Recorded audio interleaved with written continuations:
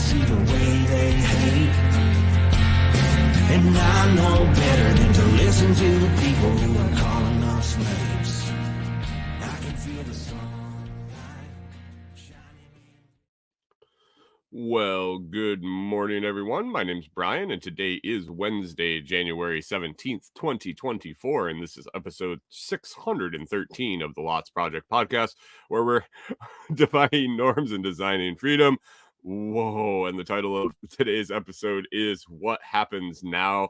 I'll be chatting about more updates from this great Tennessee freeze of 2024, questions about what happens next after all of this disaster, because the forecast is not looking the best, and the Daily Stoic meditation on habits, and a little bit more. So thanks for joining me. Let's check in with the coffee crew in the live chat, see who's hanging out already, grab a cup of coffee, and hang out for an hour or so. Welcome. Good morning, Rachel. She says she gets to get gas in this weather. Maybe she should go electric. I don't know if that's the wisest idea. I do have an electric vehicle note on my list here. Maybe we'll talk about that towards the beginning. Good morning, Jim. How we doing? Jim hanging in from Florida. How's the weather down in Florida, Jim? I saw them making memes yesterday about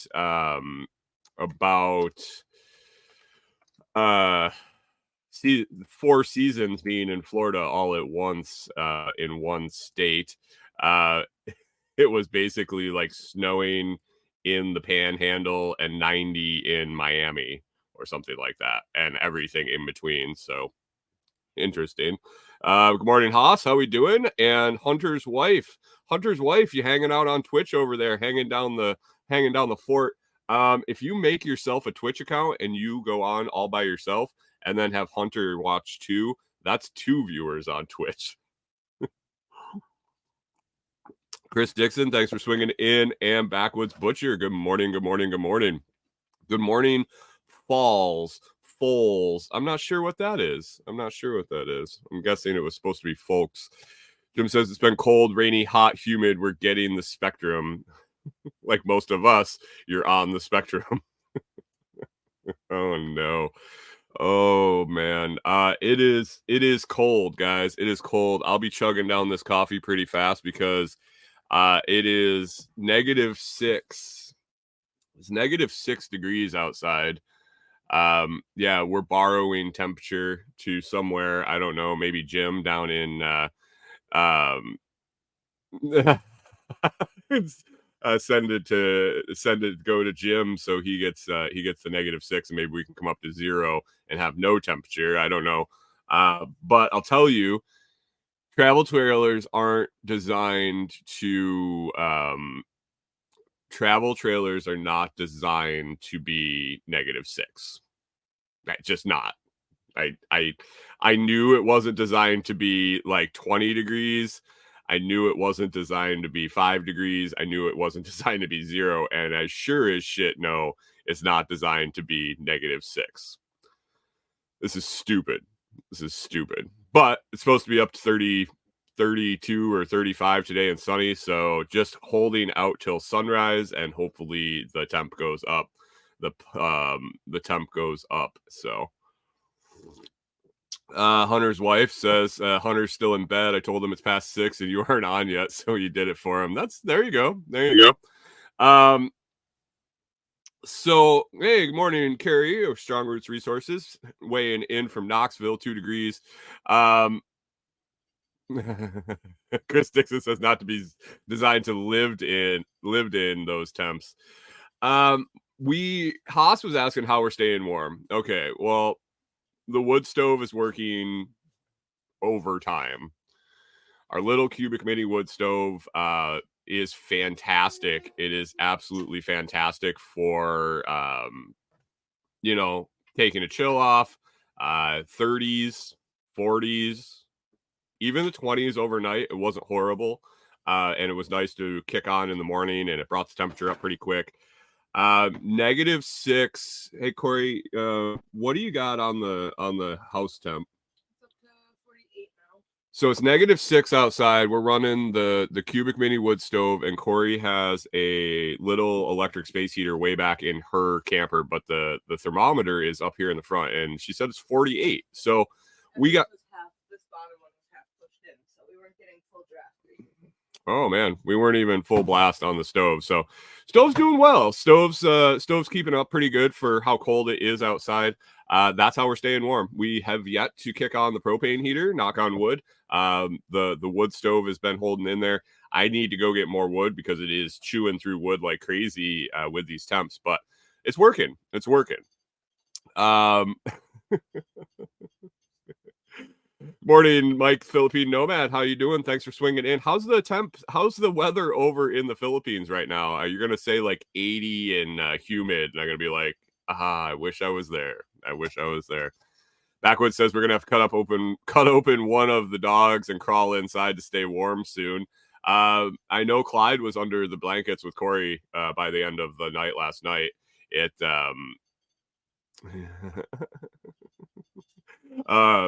I just want to she said that he curled up in bed. He was done with it, and we've already postponed the morning walk this morning because I'm not going out in this to go on a walk, and neither is Corey. And Clyde, his feet freeze so fast, and even Norman's feet froze this morning when he went out. So Jim saying he wants to see an RV, see a video with a rocket mass heater built into an RV. Is anyone do that yet?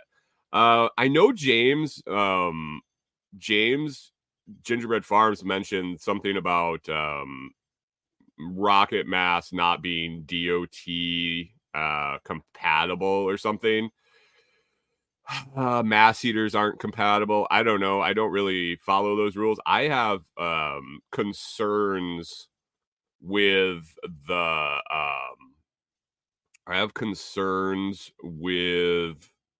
vibrations while traveling and the mass. I think from what I've seen it do to my fire bricks in my wood stove and what I've seen it do to other things in the camper, I think the vibrations while you're traveling in the trailer, unless you were able to remove the rocket mass heater while you traveled, would probably damage it. And I don't know. Definitely going to integrate that into cabin builds we do. I think it would be super convenient to have a nice rocket mass stove or bench or something in a small cabin. Carrie Brown that checked in earlier from Strong Reach Resources, I saw that he was working on a project stacking pavers next to his wood stove, and man, I really wish I did. Wish I had had the room and the weight capacity to have that, because he said that's working fantastic. If you're still hanging out, Carrie, let me know. Is it still working as promised or better? Are you super happy with that? And there's Mike, still cool and dry. Oh, low only around 80 F. There you go, Mike. You're number one. You're number one. Jim says definitely not Cobb. Yeah, I think it's the vibration. I really do. I think that's why we can't do it. But anyway, what's in the cup today? A little more light Peruvian. Kyle, you got a name for the light Peruvian? I don't know if you joined us the other day when I announced that because of you and because of the show, Brian has gone down a road of naming his coffee blends. And he did a play off Hector, the light Colombian. It is hectare, as in the unit of measurement, similar to an acre. It's hectare, the light Colombian. So this is the light Peruvian. What do you got for me, Kyle? What do you got for the light Peruvian? It's got to be a coffee term or some term related to coffee. Oh, never mind. You won't be able to do vocabulary. It makes him so happy. Have you seen the pictures? Let me see if I can pull the picture up real quick while I'm talking here. This light Peruvian, it is another fantastic blend from Food Forest Farms. it's a little different than the little different. Oh, nice! I found it here. I'll show you. Good morning, Pip. How we doing? Pan flute. What? There's something wrong with you. Here we go.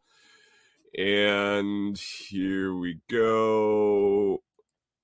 There we go, guys. Maybe. It's not gonna come up. Oh man, just a black screen, isn't it? Damn it. Sorry, guys.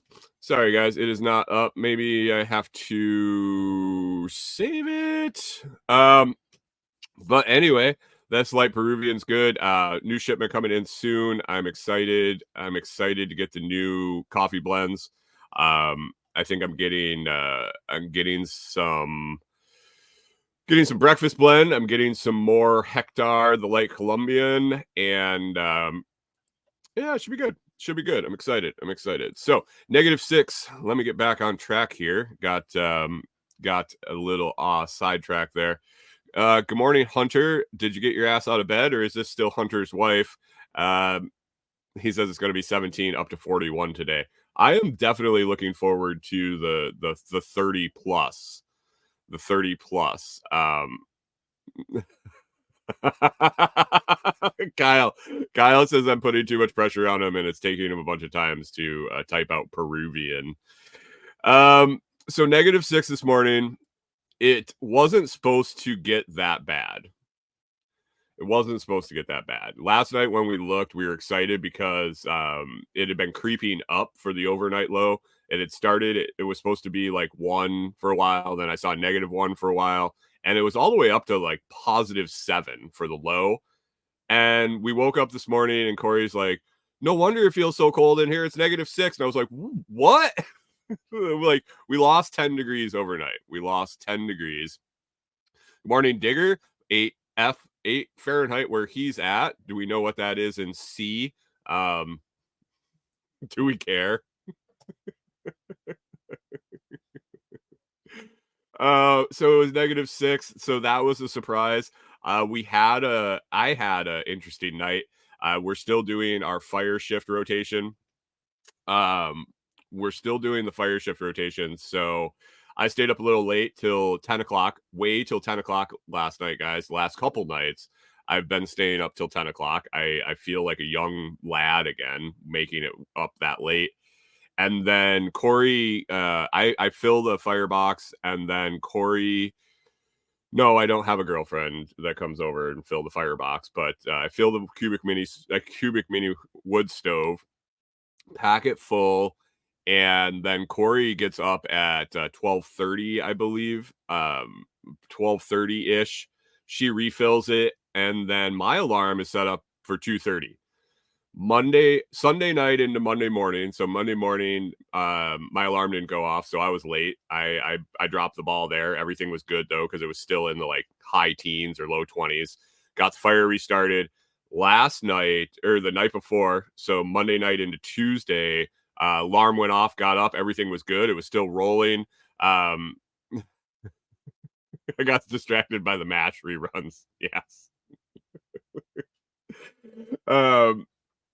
It was still rolling, and then I just threw in the wood, and we went away. It went to good, and then Corey goes, we got up at 5, so that's the only overnight shifts we have to do. So last night it was supposed to be super cold, so I double checked and triple checked my alarm. Stack the stove as much as I could, right at 10 o'clock or right around 10 o'clock. Jumped into bed. Corey got up and did her rotation at midnight. I got up at 2:30. My alarm went off, and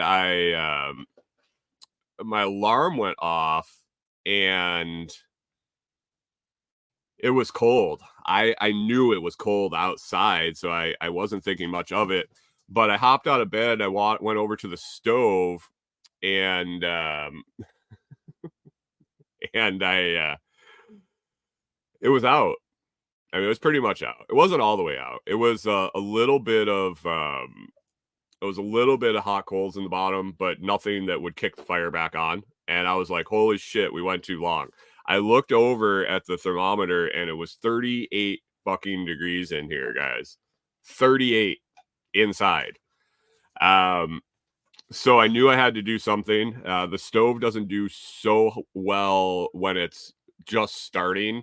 You can't just pack it and let it go. You gotta halvesy it and let the airflow get going, let the fire start rolling, and then you can just jam pack it after the fact. So I was like, I'm not sitting up at 2:30 in the morning. If I get up and sit here and wait for that fire, it's usually, I don't know, like a 20-minute, half-hour cycle till it's still really cooking, and then you can jam it full and walk away for a while. So I made the call. I halvesy folded it. I relit it. I made sure it was starting off, and then I went and laid in bed and set another alarm for 3:30. It felt like I went back to sleep for 5 minutes. Alarm went off, got up, fire was rolling, and I jam packed it full. And Corey said it was just petering out when she got up at 5 this morning. She was able to not have to restart it with a fire starter or anything, but be able to jam it full with wood, and she took off. So it was a rough night. I'm not gonna lie. When I got up in the middle of the night, it was 38 in here. I was very, very, very close to walking over and kicking on the propane furnace. And the only thing that stopped me was the fact that I know that the propane tank that we're using right now is half or less. And I figured, sure as shit, I turn that propane tank, or turn the propane heater on, that tank would run out. And then I would have to go out and change the fucking tank to make my coffee in the morning. And I wasn't going to do that. So heater stayed off because I didn't want to go out in the colder when it ran out for coffee in the morning. So there is that. I guess I could heat up. We don't heat up the water on the wood stove. So here's the shitty part about it. The wood stove top, especially with the eco fan on it, is too small to heat our teapot up. So we heat our water up on the stovetop, even though we got a roaring fire about 10 feet away from it. It is what it is. We look for a teapot. The right size to fit on that stove, and that stove is just so small. They do make a retrofit kit for it that has a stove that goes in and attaches to the top. So that might happen in the future, especially if this thing gets parked somewhere where we'll have like cool seasons and things like that, to where we're going to want to fire up the stove a little bit in the trailer. I don't know if we'll ever take it out. I think Corey and I were discussing the other day. I was asking her whether we plan on leaving everything in this, like the composting toilet and the solar system and the wood stove and all the things we bought to make this work. And we were both pretty much in agreement that if the trailer's good, if it's not roadworthy, but if we get it someplace where we want to park it and use it as a structure, we'll leave everything with it. If we end up putting like a pole barn shed or a lean-to over it or something to cover it, to get it out of the elements, obviously we'll take the solar off the top and mount it somewhere where it can get to the sun. It's not undercover. We're not that silly. But I think the stove will stay in. I think the composting toilet will probably, that's easy because that can get moved. I can easily take that out, set that somewhere else. It's really nice. There's no plumbing or anything. I could go sit it outside and use it if I wanted, even right now. So that's nice and portable. The other thing we got was the Max fan, exhaust fan. That really is irrelevant in like a cabin build. So yeah, and we just said, if the trailer got totaled for some reason, if something happened to it where it has a hole in the side, or it's not habitable, we would strip everything out of it, obviously. But I think we're going to try to roll with it with everything that's in it at this point. So Curry said he slept on the couch so he could feed it every couple hours. That's a good idea, man. That is a good idea. I contemplated pulling over the new living room chairs we have, pulling mine over next to the stove and sleeping in it. But I had a really nice warm sleeping bag in here that was doing the trick. So didn't want to get out of that this morning for sure. For sure.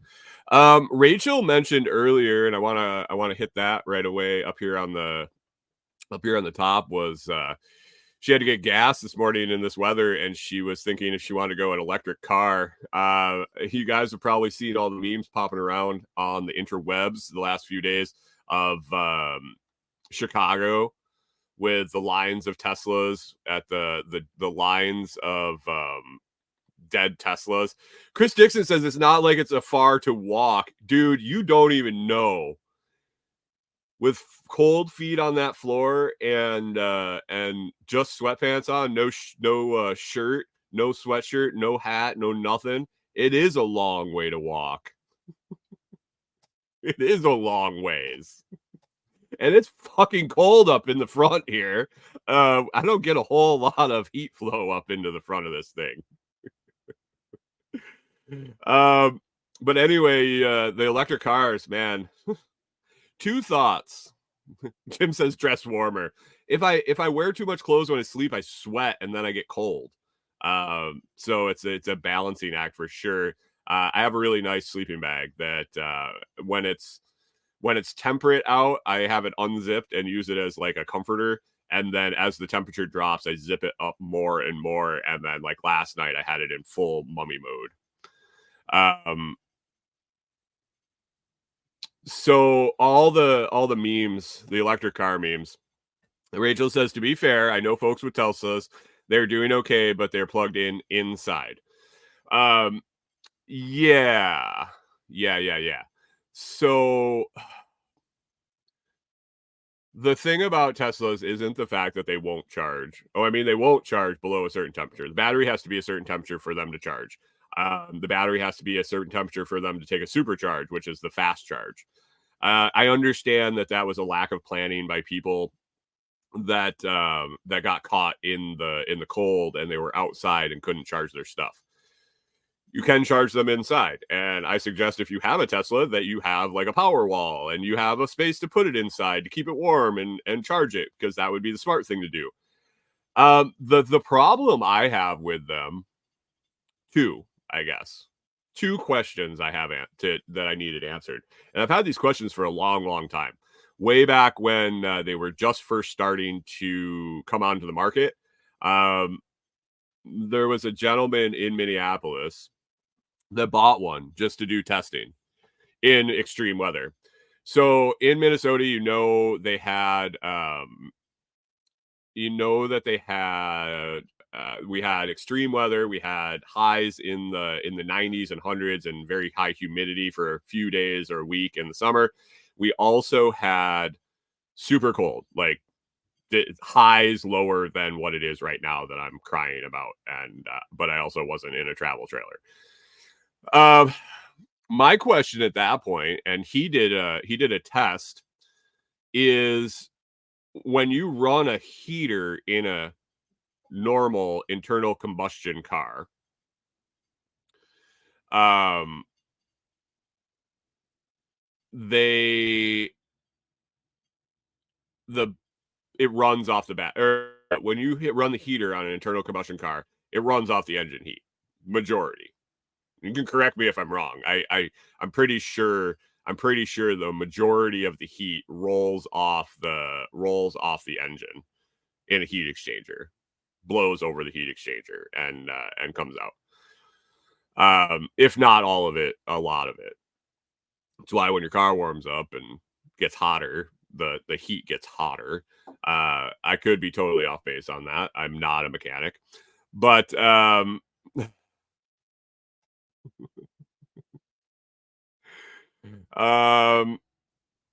so when you drive a electric car and it's negative 20 out and you have to run the heater full blast, the heater runs off the battery. I have to assume.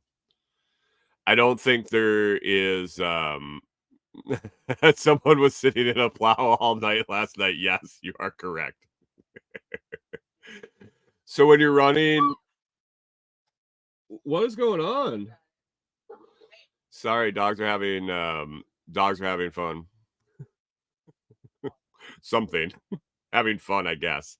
They're all grumpy too because they're not getting exercise. But when you're running a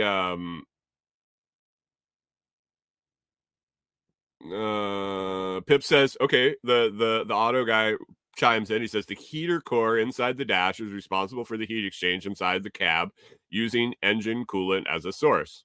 Okay. Electric car. Pip, weigh in with me on an electric car. Where does the heat come from when you turn the heat on in an electric car? Because in an electric car, there's no heat in the engine, in an electric engine, or minimal at most, correct? So what does that do to the range of Chris Dixon says it's heated by unicorn farts. Sweet. I've always been wondering when they were going to harness the unicorn farts to heat the cars. They were pretty steamy. The unicorn farts are pretty steamy.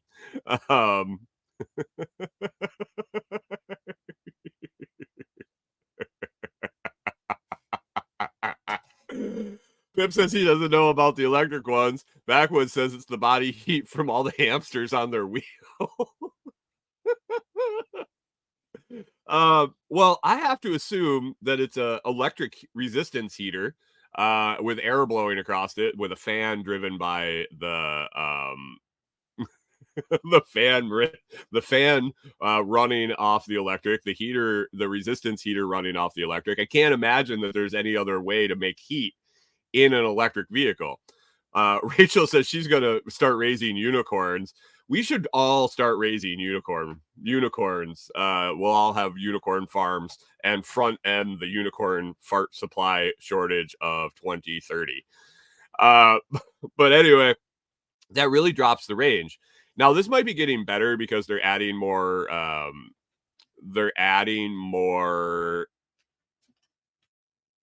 Right. It's adding more load to that battery, so your range is getting lower.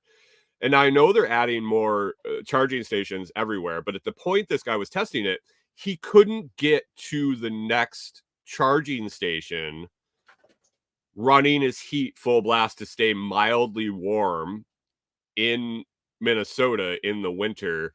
So what the fuck do you do if there's a traffic jam? I think we saw it in Philadelphia last year. There was a big snowstorm and there were all the electric vehicles that were stuck on the highway. When you're out of juice, you're out of juice. You're out of juice. You're done. So, man, you get stuck in a winter weather situation with a car accident. It just doesn't sound very appealing to me. That's a minor issue compared to the other one that I want to have solved before I buy into the whole electric vehicle. In Alberta, I see warnings. California all the time. Seattle right now. Chris says oil and gas, baby. I mean, let's do fucking nuclear cars. I don't give a shit. Water. I don't care as long as it fucking works. But to blow all this bullshit out and say, oh, this is the future, they can't even cover the grid when it gets cold with the amount of electric vehicles that are on it right now.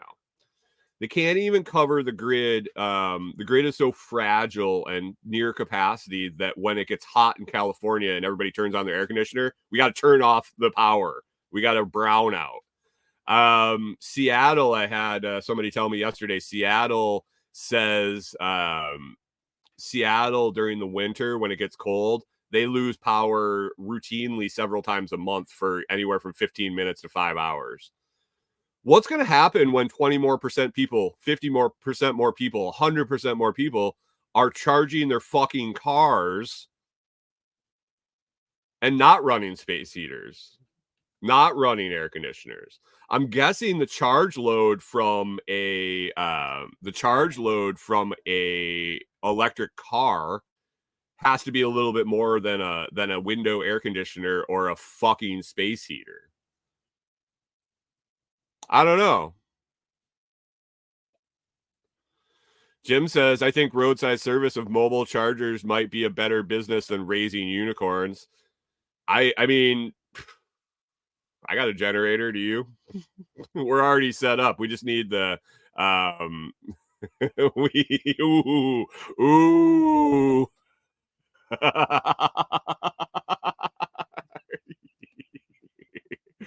Okay, here we go. I love you guys.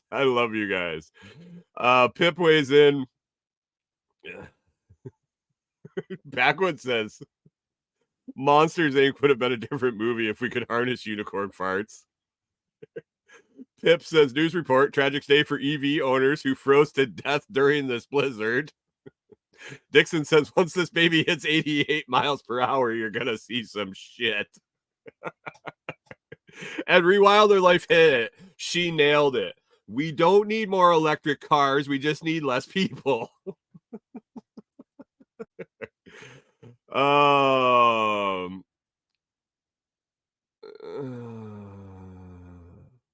Pip says, "Oh, this is interesting.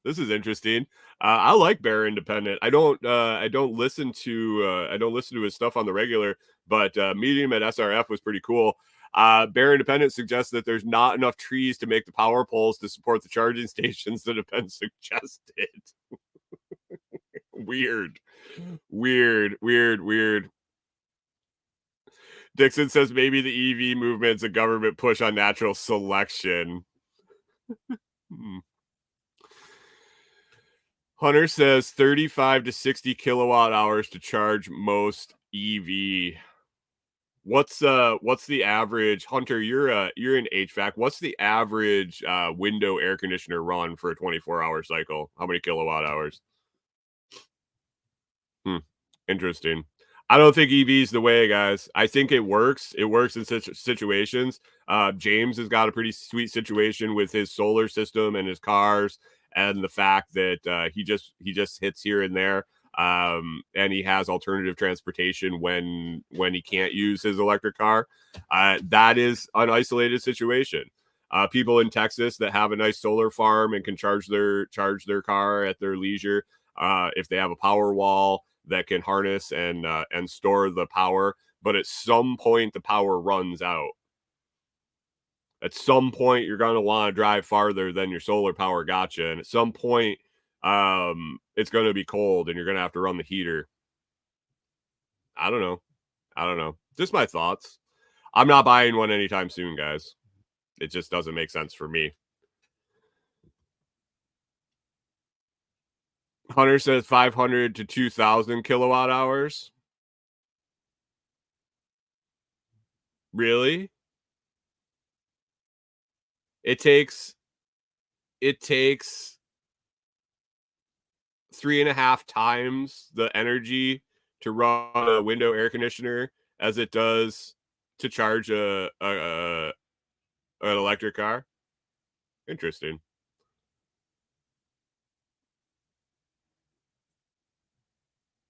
Oh, 0.5 to point. Gotcha.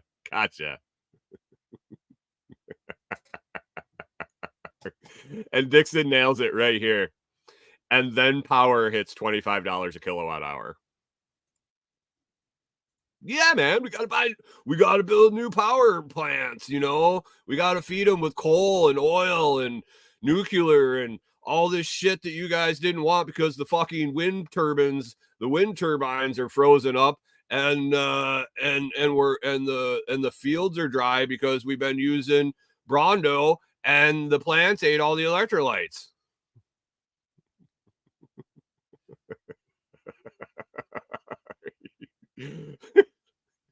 Backwoods. God forbid you had to tow a trailer while it's 10 degrees out with an electric truck. You'll barely make it out of the drive. Why would you be towing a trailer, Kyle? Why?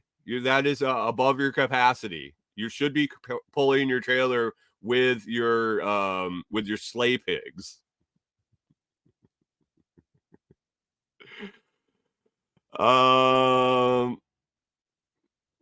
Jim says the government's behind EV. We're getting EV. Ford and Chevy are all in. It's going to be forced on us whether it's good for us or not. Like ethanol, they don't care that it's going to be more expensive. Fucking ethanol. You said the devil word, man. Ethanol. I should do a whole fucking show on ethanol.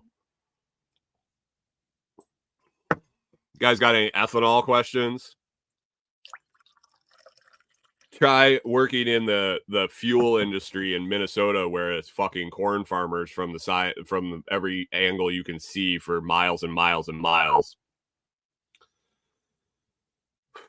They have those guys so fucking snowballed, it's unfucking real. Dixon says Kyle and his Norwegian sled hogs. That's what we gotta start raising sled hogs and unicorns.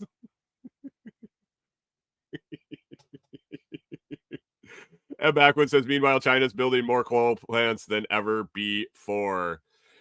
Oh yeah. Well, that is the rub. That's the thing that I just can't. So when you try to talk to somebody that's just bought into EV, that is like holy global warming, global cooling, climate change, whatever it is, and you ask them, where does the electricity come from to power your electric car? Now, I'm not blind to the fact that there's solar farms. I'm not blind to the fact that there's hydroelectric. I'm not blind to these things. But where does it come from? Coal fire, oil plant, like electric generation comes from fossil fuels. That rabbit hole is being explored at the moment. I have a couple articles open about fossil fuels and what they actually are, what they really are. It's really weird. It ties back into that job I had with the plastic to oil recycling. Hydrocarbons. Oh man, government schools did us a very big injustice. Let's just say that. Kyle says his new boar looks like he could be a sled hog. Yeah, your boar, man. He looks like a bad ass. a bad ass.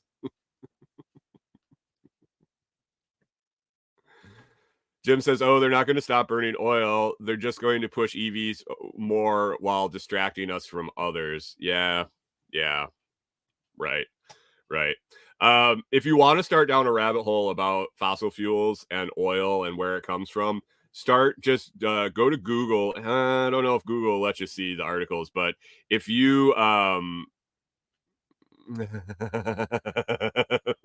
if you just try to start searching the depth that they're finding oil pockets and the depth where the oldest dinosaur has been discovered, just start looking there. Hunter says he's got a question about ethanol.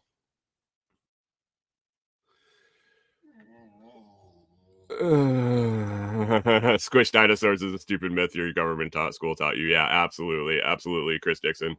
Hunter says, what was the reason given and why is it bad? Okay. Why is it bad? First of all, why is it bad? I'll start there. It consumes more energy than it saves. It's highly corrosive to anything that isn't nickel plated or better. It's a net negative. It's taking a food resource and converting it into a non-efficient fuel source. That's a start. What was the reason given? We need a more sustainable fuel source. So we're going to turn corn into fuel because we can grow corn. We know we can grow corn. We needed something to do with the corn. We needed something to subsidize the farmers because we had processed the corn into every fucking thing we possibly could, including everything in your cupboard if you buy manufactured food. And we still had more corn.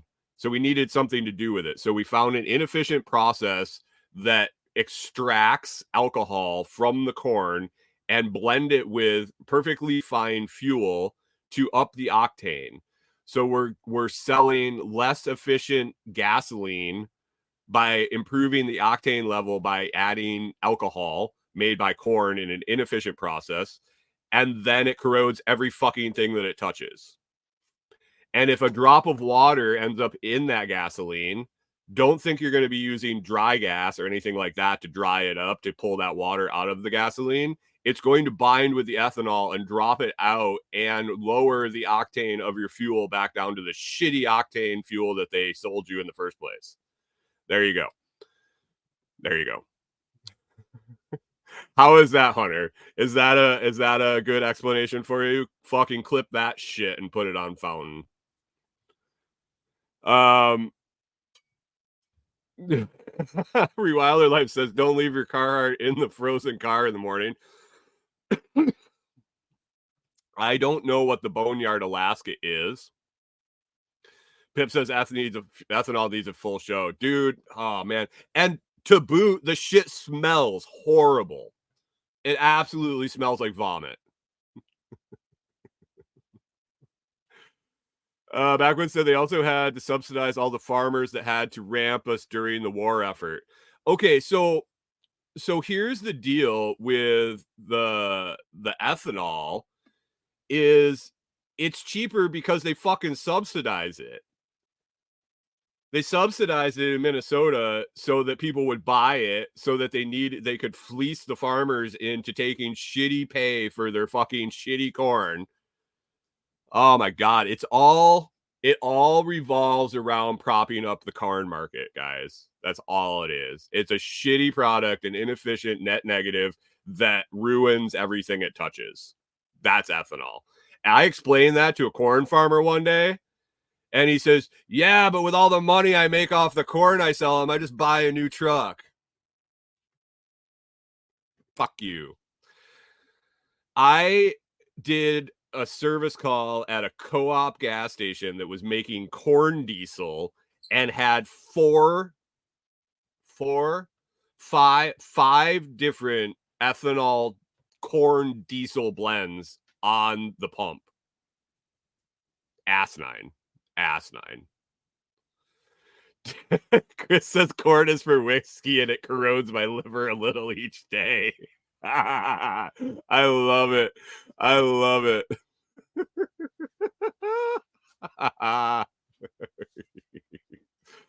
Oh man. Tim says I'm getting excited. Maybe we should talk about unicorns again. No, it's because I'm drinking my coffee so fast and somebody said ethanol. Next thing you guys are gonna say is new Americans with water in their fuel tanks. Oh my God. It's such a scam. Seeing it from the inside, seeing it from the fuel side, it is absolutely just a fucking sham, guys. If you can get ethanol free fuel, which is really cool because down the road here, if I really wanted to get gasoline at that gas station, and it's really not that bad. They do have above ground tanks, so it might not be that horrible. It might not be that horrible, but they have in Tennessee ethanol free 87, which is really cool, which is a good thing. Most places in Minnesota that they could only sell ethanol free fuel, and it was 91 octane, and it was labeled for off-road recreational or classic vehicles only.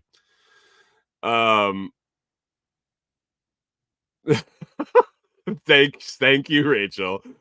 She said this is why she comes in the morning. The laughs, the wit, it makes me smile and laugh.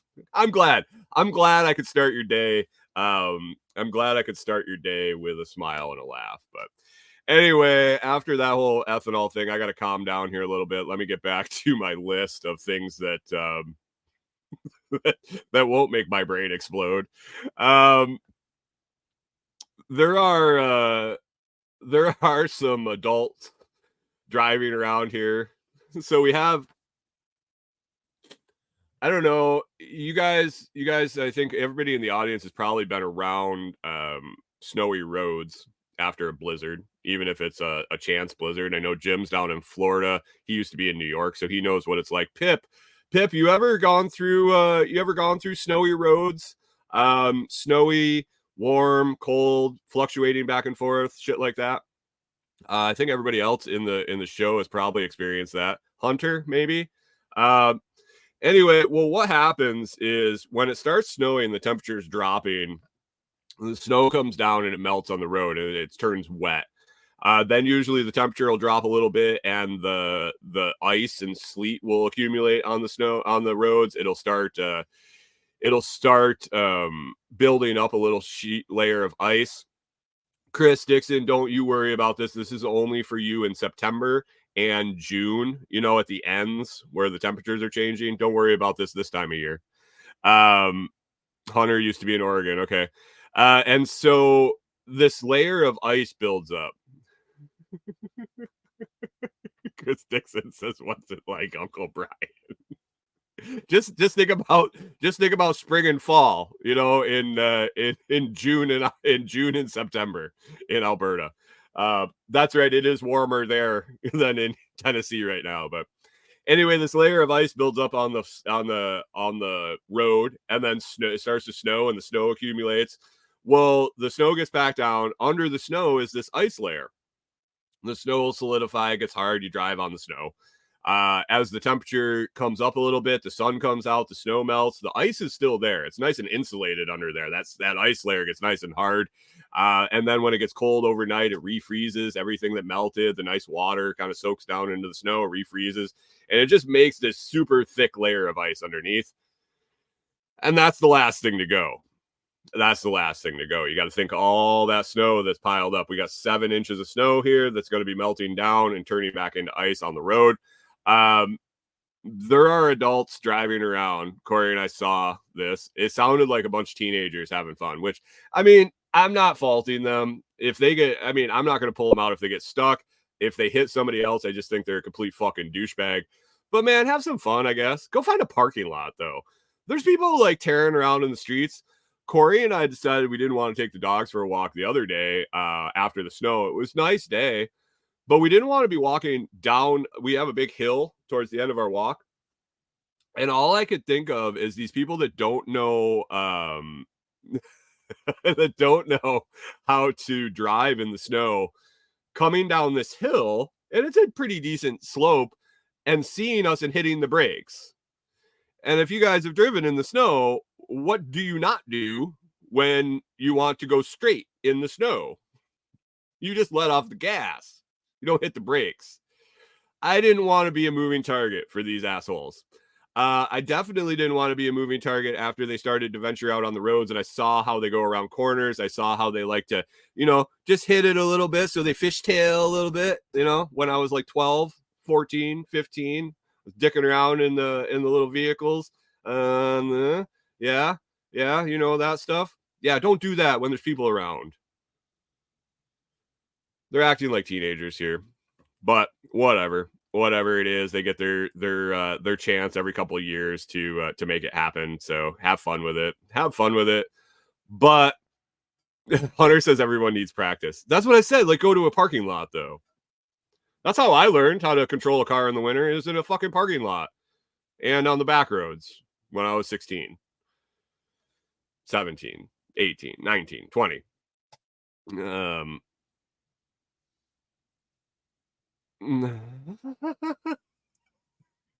Jim says, is sketchy a thing everywhere? You hang onto the bumper wheel well and slide on your feet. Yeah, in like 1951, we got smart and we tied a rope to the car and just went on a sled behind it.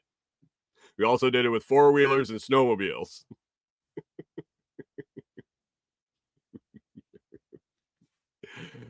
Oh yeah. Anyway, so the roads are a mess. I'm gonna have to get out today or tomorrow to get to Jamie's to pick up some more wood. I think. Seriously, kids don't do that. So no, they're smarter. They ride behind the cars, and don't ruin their shoes. I don't know if kids still do that up north or not. I didn't see anybody doing that in Minnesota when I was there. It was more snowmobiles and four wheelers and things like that they would do that with. I don't know.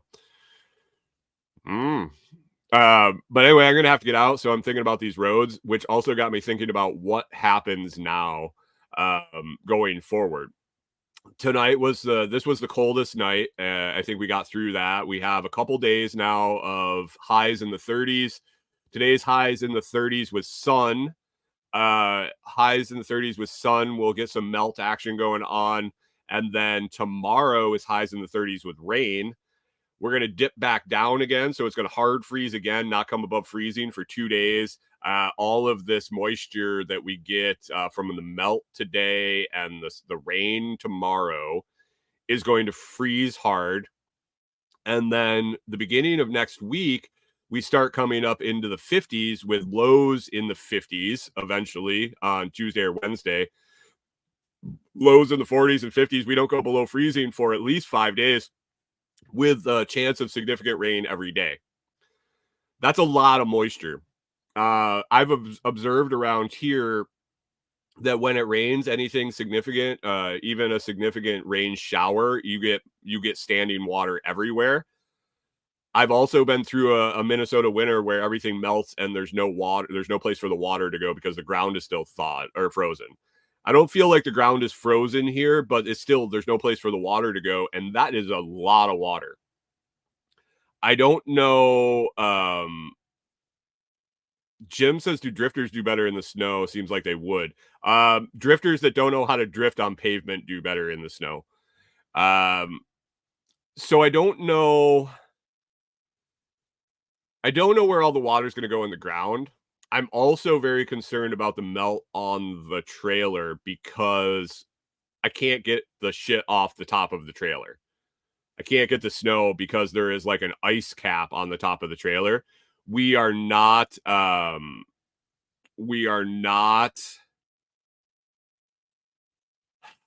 insulated enough that it kept it from melting on the top. So we got massive icicles on the side. I've been trying to do what I can, but everything it's like an ice cap. All the snow is kind of melted down and it's one big piece. So unless I go up there with a chisel, I'm just waiting for it to melt, and I'm waiting to see where it comes in the trailer. So that's Hunter says, do you get an ice dam on the trailer? It's not necessarily ice dam. It's like a fucking ice sheet on the top right now. I popped up on the ladder to take a look, and it's like minimal snow on top, and it's all just a fucking ice cap across the whole top of the trailer. The only thing that I don't have, the only thing I don't have snow over is under the solar panels, which they're covered too. So, yeah, so I don't know. I don't know what happens. It'll be interesting to see what happens as the snow melts next week and we get more rain. I think it's going to get nasty. I think it's going to get really nasty around here, and it'll be interesting to watch. I'm really trying to take this whole cold snap and roll with it, but I'm not doing real well. I've been having some breakdown moments. This is why I left fucking Minnesota, and I hate every single fucking minute of it. And as things just spiral and get worse, like the doors freezing, the locks freezing, the ice on the floor, the slippery shoes, and ice skating across the linoleum, it's just it is what it is. And I have my fucking meltdowns, and I apologize to Corey for that, but man, there's a reason I gave up our farm. There's a reason when people ask me, how the hell do you give up 35-acre farm? That's what we all want. This is why. Because this fucking sucks.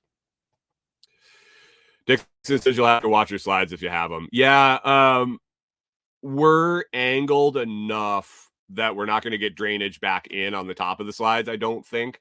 We're tipped enough that way. But yeah, there is quite a buildup. I've been keeping an eye on it to make sure they're not sagging. I don't think it's a weight issue, so I'm just waiting for the water to run off.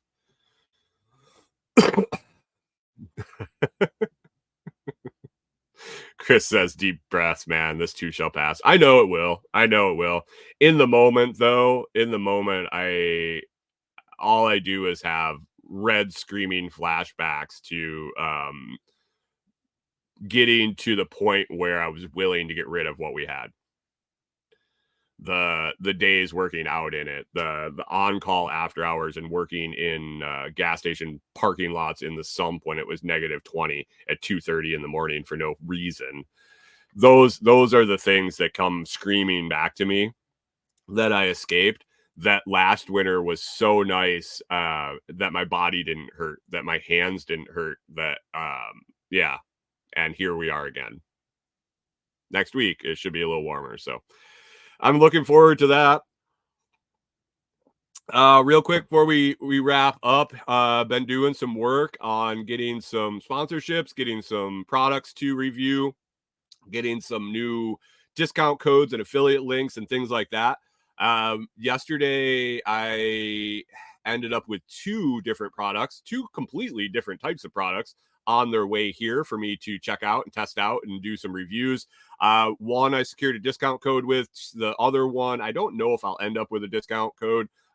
They reached out to me and asked me to review their product for return videos and things like that. So I don't know if I'll end up with a discount. They sell them through Amazon. I'm not sure how that would really work, but if it does, I will bring it to you guys. But the first product that is coming that I'm excited about is their aftermarket Starlink equipment. So aftermarket Starlink cables.